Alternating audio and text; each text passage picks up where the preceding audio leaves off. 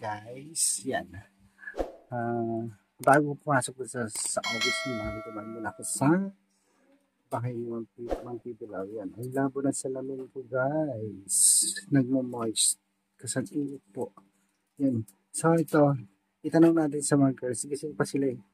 Kasi next Monday, Next. pasukan na.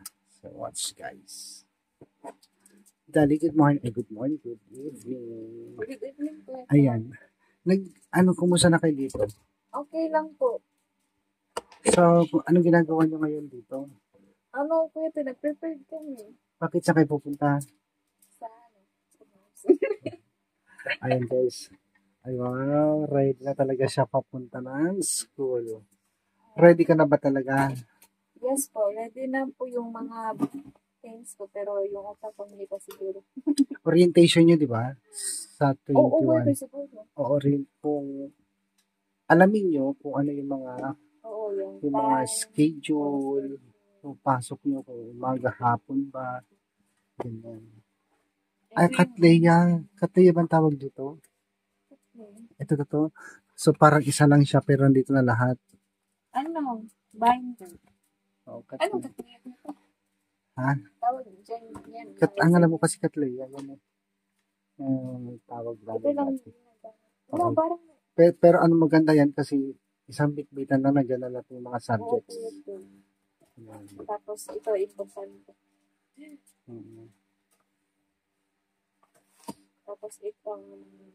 Wala na kayong dadaling mga requirements. Wala na ko ito. Mag-ano na lang kami ng ID po. Ano nga ba yung kurso kinuha mo? Edu po, credit card. Edu. Yes, ito po yung Cards. Cards ba yan? plus card. Plus card. So, ready lang. Ba't ilan yan? 20. Okay. 20? 10 lang. 10 lang po, kuya. So, Monday, ang maghahatid na sa iyo si Mother Ethel. Sa akin, sa amin? Oo, sa iyo lang ikaw. Oh. Kasi itong 5, yung 4 ako maghahatid sa kanila. So, ready na talaga yung mga gamit mo. Yes po, ready na. Yung utak ko na lang, yung hindi. Kaya mo yan. Ano pa? Ito, kailangan ito highlighter. Yung mga highlighter. Wala pa silang wala ba silang binibigay ng mga books? Yan. Hindi ko alam po ito eh. Hindi ko rin alam kasi never ako naka-experience ng college eh. Ako din po. Pero siyempre, ikaw mag-college ka na. Hindi ko alam yung rules sa private. Pwede kayo magtanong kay Badiday.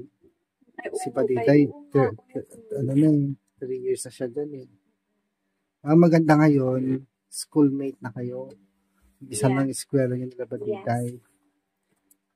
Akala ko ito iba yung Abramali as Public? sobrang laki.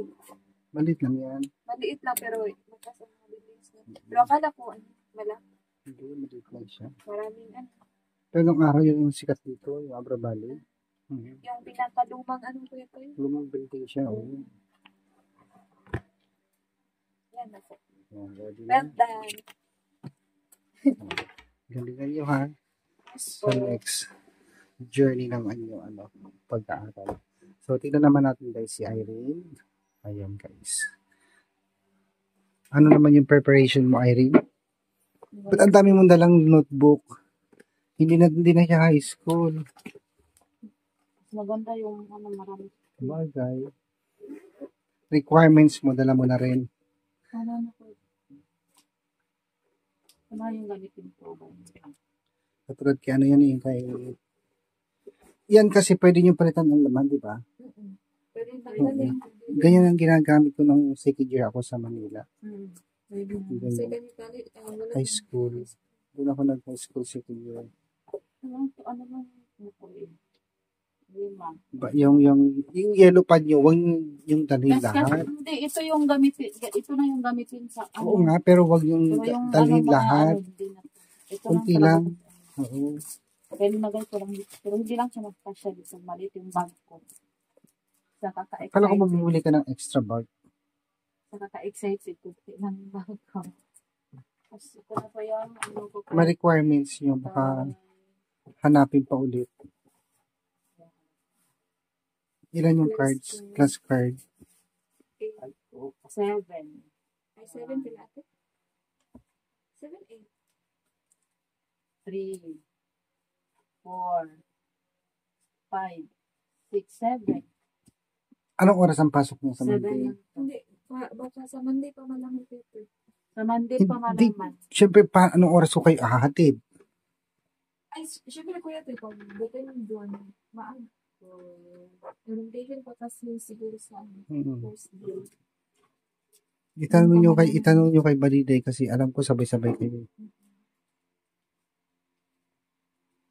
Tapos, pag Monday siguro ito, mag-ID pa kami. Bili pa kami ng ID. Mag-ano pa kami ID po. May allowance naman kayo binigay niya, ma'am. Opo. Yun, gamitin nyo. Ito ate, ano po? Walang sinabing uniform. May uniform na kami dito 500 yung isa, balikat. 1.5. Sa akin, alam ko na may uniform din pero hindi sila nag-inform ng ano. Tapos na ano na ako, na-add ako ng teacher ko, yung advisor ko. Saan? Na-add lang niya ako. Tapos, agad ako sinabi agad ako ng group chat, tapos, ina-add ako ng teacher ko ng yung private namin. Sinabi niya ako, sige lang, kung may problema ka, lapit ka lang sa akin, no? Sabi niya. Go. Mabuti pa si Ate Irene, mabait naman yan. Teacher ako, wala pa. Mabait yun. Sinabihan niya na, sige, kung may problema ka, punta ka sa akin, halapit ka lang. Pero may pwede ako sa Sumasin niya ako. Tapos ina-add niya ako. Tapos i-add mo ako sa tapos nilagay yung niya, ina-add ko siya sa sa Facebook. Kaya yung ina-add ko, diretso siya. Para nakukuha ko. Kaya ninanay chat siya. Tinatanong ko siya, ma'am, kami ma'am, wala pa kaming ID, makapasok pa kami sa Lunes kahit wala pang ID. Sabi niya na, oo naman. Kasi yun lang ang mga second year ang kailangan nila ang nila ang nila. Ang kanilang uniform, yung tayo kaya pa man tayo. Oo. Pero na din tayo, kailangan din nakapa-ID din tayo. Siguro kasi kailangan lang dami ko pa rin yung tayo. Hindi naman dali natin. Lagay mo lang to sa bag. Ito. Dapat importante. Yung sa'yo, dali, yung requirements mo, dala mo din. Dali nyo lang in case baka mamaya maghanap sila. Nasaan? Yung requirements na lang, yung class kay dapat dala mo at saka yung mga binayaran nila yung mga kaya nga, nilalak ko to kay hindi plastic siya. Dito na ko lang nilalagay yung mga pag mawala yun. Ay, magdala pala kayo ng mga payong ha. Kasi may parating na bagyo. Baka bukas andito na yan. Si Chrissy, lawak pa naman ang sakop niya. Signal number 1. Signal number 1 na tayo kaninang tanghali. Hindi ko alam kung baka bukas tumaas siya. So, antabay lang kayo doon sa yung mga mag-charge. Alam mo, malalakas ang bagyo dito sa norte. Akala ko nga ganito ko yung bukas ko na lang i-transfer sa isang bag. Akala ko bagyo na yung Kanina? Hindi pa pala. Kanina? Sobrang lakas Basa nga ako kanina. Hindi pa. Patikim pa lang yun. Sige, ready nyo na. Yung mga flashlight nyo, ready nyo rin. Itong bag naman, ito muna yung ito yung bag kasi binili ko. Pero pwede naman ito lang muna ang bag ko, isa. Oo, yung isa lang muna. Iwanan mo na iba. Kunan muna. Kailangan ko talaga yung ipad. Yan ang gamit. Magdala ka lang muna ng Pero kaya tayo ako, kaya nabahan ako. Kasi tayo Tapos, basta. Kinabahan. Ako nga ko ito, naginabahan ako kasi yung, iba kasi yung Ilocano.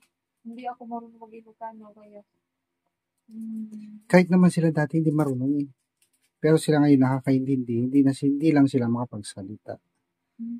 Pero kung nandun ka na, sabihin mo agad, halimbawa, introduce yourself. opo. Sabihin mo, hindi ko talaga ako Ilocano, Davao ako. Sabihin mo na, hindi ako nakakaintindi.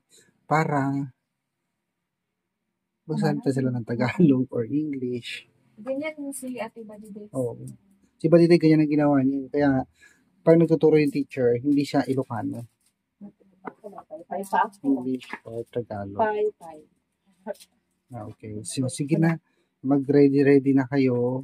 Bukas Tapos, tayo bukas. Nagdala pa ako ng project sa school. Rosa. Okay. Saan ang complaint? Ayan. So, papasok na ako ha. Masakit pa rin ipin mo. Patingin nga. Mamaga. Oo, Hindi dito. naman masyado. Ang babaga. May gamot ka. Opo, Kuya Tony. Tonic and amoxicillin. Sige. Papasok na ako ha. Kasi no. Thank you, Kuya. Malilate na ako. Prepare yung mga flashlight. May Yes. bagyo tayo. Ready po kami. Oh, Si may may bagyo. flashlight na ako. I-charge nyo yan. Yung Oo mga nga, ate. mga cellphone din, i-charge nyo na yan dyan. O, sige na. Papasok na ako ha. Bye. Bye, Bye. Kuya. Bye po.